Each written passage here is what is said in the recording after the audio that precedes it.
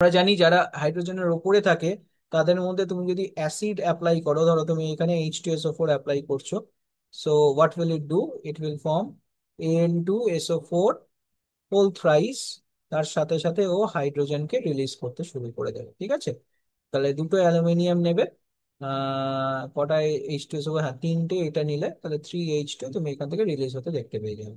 তো যে কোনো অ্যাসিড নিলে তাই হবে। এবার বেস, বেস যখন আমরা নিচ্ছি, বেস ধরো তুমি নিচ্ছ NaOH, ঠিক আছে, এইখান থেকে কি তৈরি হতে পারে? যদি তুমি NaOH টা শুধু নাও তাহলে এক রকমের রিয়াকশন হবে, যদি তুমি NaOH উইথ ওয়াটার নাও তাহলে আর এক রকমের রিয়াকশন হবে।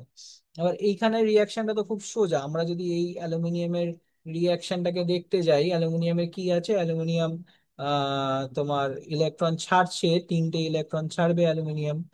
তো অ্যালুমিনিয়াম কি তৈরি হচ্ছে, Al3 প্লাস প্লাস 3 ইলেকট্রনস হচ্ছে। এবার এখান থেকে যে হাইড্রোজেনস গুলো আছে, ঠিক আছে, এবার আহ এখান থেকে H2SO4 থেকে আমরা কটা হাইড্রোজেন পাচ্ছি, 2H প্লাস, আর SO4 2 মাইনাস পাচ্ছি। ঠিক আছে, তাহলে এই যে 2H প্লাস, এখানে অ্যালুমিনিয়াম তুমি পেয়ে, সরি, তিনটে ইলেকট্রন আছে, দুটো হাইড্রোজেন আছে। তো এখানে তুমি এ করবে, এলসিএমটা করে নিলে 6 চলে এলো, তাহলে ওপরে 2 দিয়ে গুণ করে দিলে 2 দিয়ে টোটালটা গুণ হয়ে গেল।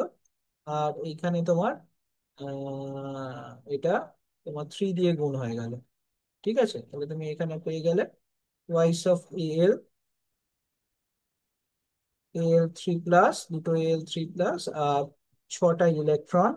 আর এখান থেকে তুমি পেয়ে গেলে 2H2SO4 plus, sorry, from here you will get 6H plus and 3SO4 2 minus। তাহলে তুমি এখান থেকে 6H plus আর 6 ইলেকট্রনস একসঙ্গে এলে ছটা ন্যাসেন্ট হাইড্রোজেন তৈরি হয়, সেই ছটা ন্যাসেন্ট হাইড্রোজেন থেকে you will get 3 হাইড্রোজেনস and SO4 আছে, তিনটে SO4 2 মাইনাস, কে আমরা এরকম করে লিখতে পারি, 3SO4 2 মাইনাস কে we can write that SO4 whole 3, তিনটেকে হোল করে নিলাম, তাহলে এটা হয়ে গেল 6 মাইনাস।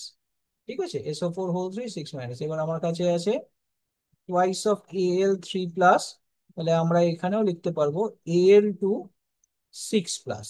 ঠিক আছে, তো দুটোকে কাছাকাছি নিয়ে এলাম, Al2 6 plus and SO3 6 minus একসাথে এলো, Al2 6 plus and SO4 whole 3 6 minus একসাথে এসে Al2SO4 হোল থ্রাইস পেয়ে গেলে, +6 - 6 কেটে কুটে হয়েছই। তো এই জায়গাটা আমরা দেখতে পেয়ে গেলাম। So this is the mechanism. Similarly যখন আমরা NaOH এর সঙ্গে অ্যালুমিনিয়ামের মানে রিয়াকশন দেখি, if I am using concentrated NaOH তাহলে আমি এক রকমের প্রোডাক্ট পাবো, যদি আমি ইউজ করি ডাইলিউট NaOH তাহলে আমি আরেক রকমের প্রোডাক্ট পাবো। তো প্রত্যেকটা রিয়াকশনের একটা মেকানিজম আছে। আমি একটু ছোট্ট করে বলে নিই, অ্যালুমিনিয়াম যখন NaOH এর সাথে রিয়াকশন করছে, তো অ্যালুমিনিয়াম তো মানে নিজের মতন ভাবেই ছাড়বে, aluminium will release 3 electrons, Al3 plus plus 3 electrons, but এই তিনটে ইলেকট্রন কে নেবে? তো অ্যালুমিনিয়ামের ওপরে থাকে।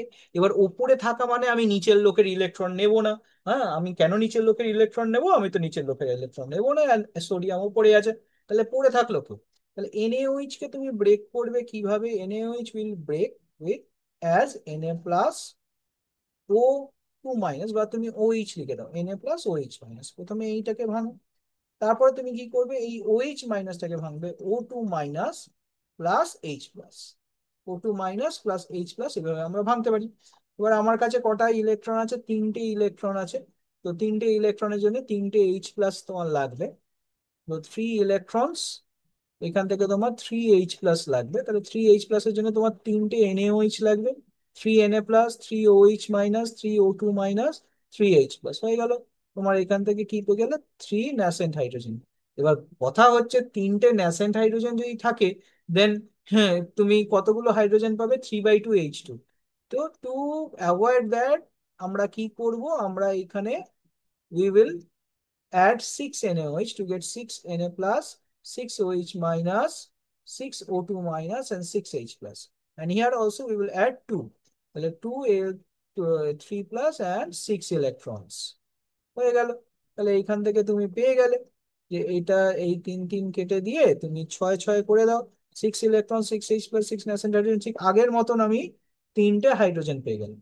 এবার তোমার এখানে কি আছে, 6Na+ আছে, 6O2- আছে, আর 2Al3+ আছে। তো এইখানে এই জিনিসটা আছে। এবার আমাদের এই Na+ আর O2- তো একই জায়গাকার লোক, তাহলে এর সঙ্গে না এসে অক্সিজেনের অ্যাফিনিটি বেশি কার সাথে, যে তলার দিকে যত বেশি আছে তার সঙ্গে একটু বেশি, ওপরের লোকের থেকে নিচের লোকের সাথে একটু বেশি অ্যাফিনিটি হচ্ছে অক্সিজেন। সবসময় হয় না, কিন্তু অ্যালুমিনিয়াম এর ক্ষেত্রে ব্যাপারটা হচ্ছে, অ্যালুমিনিয়াম যেহেতু ওর এফেক্টিভ নিউক্লিয়ার চার্জটা অনেক বেশি, তো সে অক্সিজেনকে নিজের কাছে টেনে রাখতে পারছে, সোডিয়াম যেটাকে করে রাখতে পারছে না। So aluminium is attracting O2- towards itself. তো O2 ছটা আছে, তার মানে আমরা লিখতে পারি O6 12-। আর অ্যালুমিনিয়াম কটা আছে, দুটো আছে, 3+ স্টেটে। তাহলে আমরা কি লিখতে পারি, Al2 6+।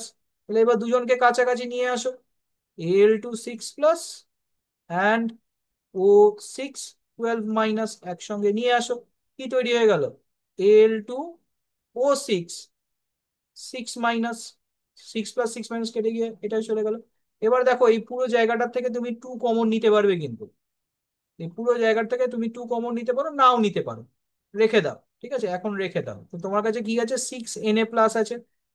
6Na+ যদি আমার কাছে থাকে, তাহলে আমি কি করব, 6Na+কে আমরা লিখতে পারি Na6 6+। ঠিক আছে, তা আমার এবার এই Na6 6+টাকে তুমি Al2O6 এর সঙ্গে একসঙ্গে নিয়ে আসো। আচ্ছা আমি এদিকটাকে লিখি। হ্যাঁ, যদি একসঙ্গে নিয়ে আসি তাহলে আমি কি পাচ্ছি, Na6 Al2O6। এই পুরো জায়গার থেকে আমি 2 কমন নিয়ে নিতে পারি, 2 কমন নিয়ে নিলে হয়ে গেল Na3 AlO3। So this is the thing that you will get. তাহলে আমি এখান থেকে কতগুলো নিয়েছিলাম বলো তো, দুটো অ্যালুমিনিয়াম নিয়েছিলাম, 6টা NaOH নিয়েছিলাম। ঠিক আছে, সেইখান থেকে আমি পেলাম 2Na3Al O3, তার সাথে সাথে আমি পেলাম 3H2। ব্যালেন্স করার মেকানিজম যদি আমরা ফলো করি, তো ব্যালেন্স করার কোনো দরকারই নেই। এই মেকানিজমটা কেন দেখালাম, তার কারণ এই মেকানিজমস গুলো একদমই আমাদেরকে কোনোভাবে কোনো জায়গায় দেখানো হয় না, তাই আমি এটাকে একবার এখানে শো করিয়ে দিলাম যে কি